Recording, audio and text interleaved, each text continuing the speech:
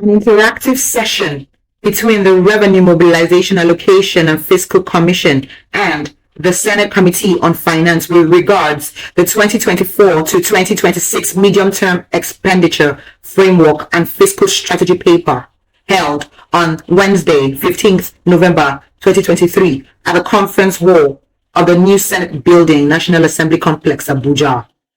Mr. Chairman,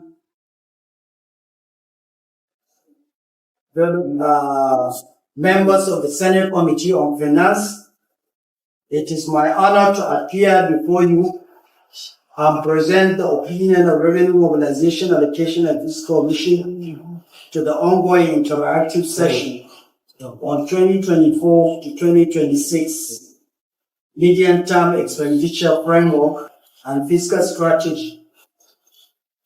I feel highly privileged for this opportunity.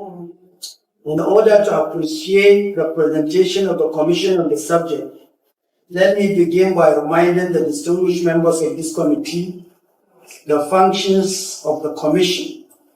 As you are aware, the Revenue Mobilization, Allocation and Fiscal Commission is one of the 14 federal executive bodies established under Section 153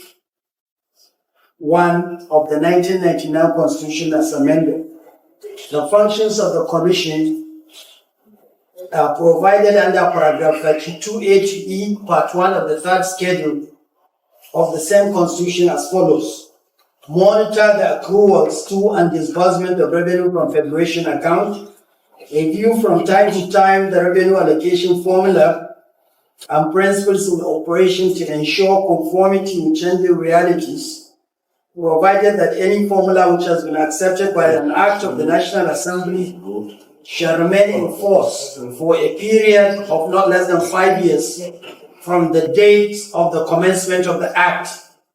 Advise the federal and state governments on fiscal efficiency and methods by which their revenue can be increased. Determine the remuneration appropriate for political office holders, including the president, vice president, governors, deputy governors, ministers, commissioners, special advisors, legislators, and the holders of offices mentioned in Section 84 and 124 of this same Constitution, that is the judiciary. And E, discharge such other functions as are conferred on the Commission by this Constitution or any act of the National Assembly.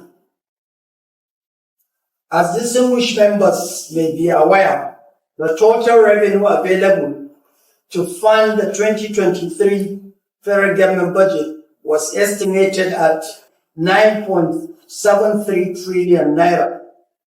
This included the gross revenue of 63 government-owned enterprises, totaling 3.48 trillion.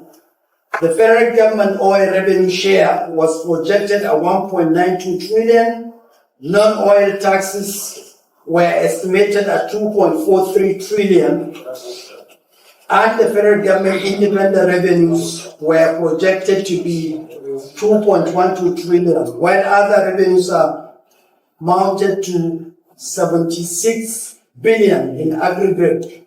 In aggregate, 20% of the projected revenue was expected from oil-related sources, while 80% was to be earned from non-oil sector.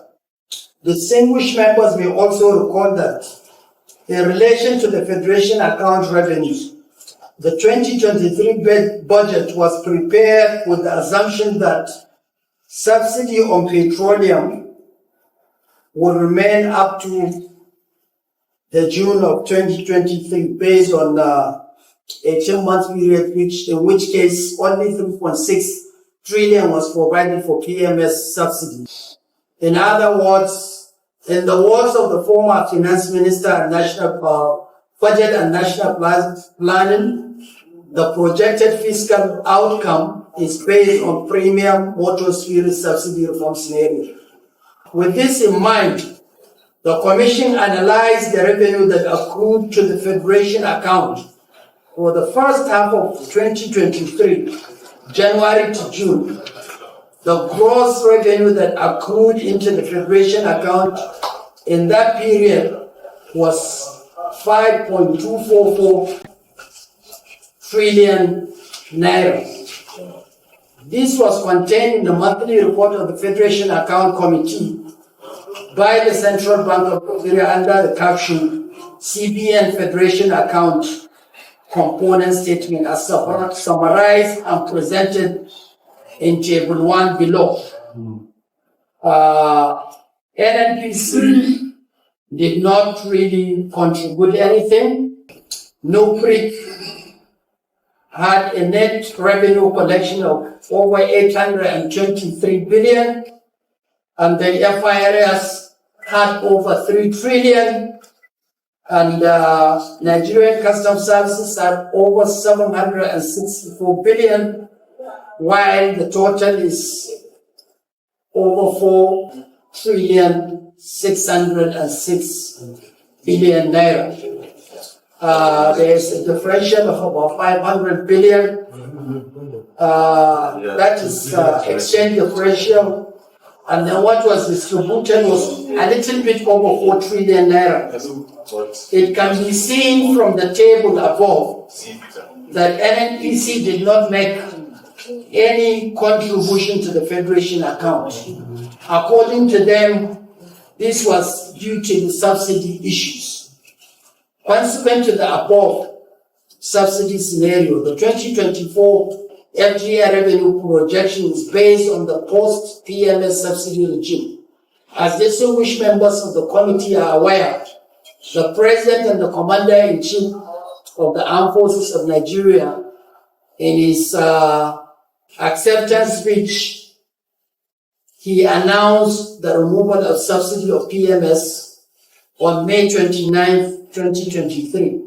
In this respect, the 2024 revenue projection of 16.96 trillion was consisting of 6.95 trillion or 41% from oil revenue and 10.01 trillion from non-oil revenue, which is about 59%, could be realized given the hope of more revenue accruing, which were here to be expanded on oil subsidy. In addition, the various structural reforms being carried out by the current administration since the assumption of duty of Mr. President, particularly the tax reform policy, had the possibility of transforming the non-oil sector revenue, thus achieving the projected revenue target. Accordingly, revenue mobilization as a member of most of the committees set up by the administration to fast-track economic transformation and development as enshrined in the renewed agenda of Mr. President, especially the committees on tax policy reform, subcommittee on policy advisory council. The Commission will continue to partner and collaborate with all revenue-generating agencies in ensuring that the projected revenues are realized and remitted into the Federation account in line with the mandates of the Commission. In addition, the Commission will continue to partner with the National Assembly, especially your committee, to see the possibility of blockage of revenue leakages, which I'm sure your committee is fully aware, reduce the cost of governance and increase transparency in government business to achieve efficient implementation of the 2024 budget. On this note, I like to passionately appeal to the distinguished members of the committee to also assist the Commission in an attempt to get the Act of the Commission to be amended, which had not been done since 2004, so as to give us more enforcement powers, and so that we can monitor some of these revenue-generating agencies well, especially the Nigerian Customs Services, the Federal Internal Revenue Services, and other governmental agencies that also sometimes withhold taxes and other form of revenues that needs to be transmitted either to the Federation account or to the consolidated revenue account of the Federation. So with these short remarks, sir, I'm happy to be here to deal with you for this interactive session. I'm here with my team in case any one of you has any question to ask. I do humbly submit. Sir. Thank you, Mr. Chairman, for your brief. More, I can say these are comments or contributions. So let me start from, what you ascribe as your the functions of the commission. Which you stated that monitor the accruals to and disbursements, right, of revenue, and also advise the federal and state government of fiscal efficiency and methods by which their revenue can increase, right? Yes. Now, so as deriving from this, if you look at the current MTF, I don't have a copy here, but I told them to go and get a copy. We go to page 27 there. I am still looking for an explanation wherein the projection for revenue by the GOEs, right, from 2023 to 2024 is on a declining basis. They did about 3.something trillion in 2020. That was the projection. Now they are projecting 1.9 trillion. I'm wondering, since you are meant to be looking for the efficiency and enhancement of revenue, I don't know whether you have explanations for us. That would be my first question to you. The second one is that if you go to your page 3, part of what you are, approaching us with here is actual revenue from January to June. Yes, sir. One would normally expect that by now we should be able to have, June to September. So on the basis of that, we can begin to see how realistic the projections for 2024 is. So I'm wondering how come we don't have the third quarter actual performance as well. Those would be my two questions for that. Thank you. So you can respond to this? Yes, sir. On the projection that we put here, usually we do our analysis on 6-month basis. The commission just issued this report about 2 months ago, looking at the first 6 months. And we're also going to look at the second 6 months. We're still analyzing it. Like today, they are having a fact post-mortem meeting, looking at all this, because there are other areas where some of these agencies, you have issues that have not been reconciled, like maybe 3 months or 4 months down. Sometimes it takes a period of time before we get actual reconciliation over it between the CBN, FIRS, and then the NNPC. And of course, there is this presidential committee for reconciliation, which has been around for like probably